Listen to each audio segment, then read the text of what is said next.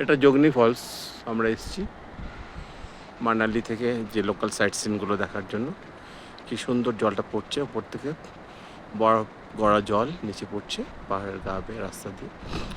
এইগুলোই সমস্ত জড়ো হয়ে বড় বড় নদী সৃষ্টি করে। ওপরে ভিউটা দেখাচ্ছি, ভালো একটু বড় করে দেখানোর চেষ্টা করছি, আশা করি ভালো লাগবে। চারটে পাঁচটা ঘুরে আমি দেখাচ্ছি। আর একটা ফলস নিচে রয়েছে, জোহরটা ফলস, যেটা যেটা আমি একটু পরে দেখাবো আপনাদের। এইদিকে রয়েছে, এই দিকে রয়েছে পুরো বরফে ঢাকা পাহাড়, পুরো বরফে ঢাকা পাহাড়। আশা করেছিলাম স্নোফলস হবে, কিন্তু এটা হয়নি এখানে স্নোফলসটা। নিচে যাবো না আর, কারণ গ্রুপের সমস্ত লোক চলে গেছে, আমরাই একা এসেছি সম্ভবত এখানে।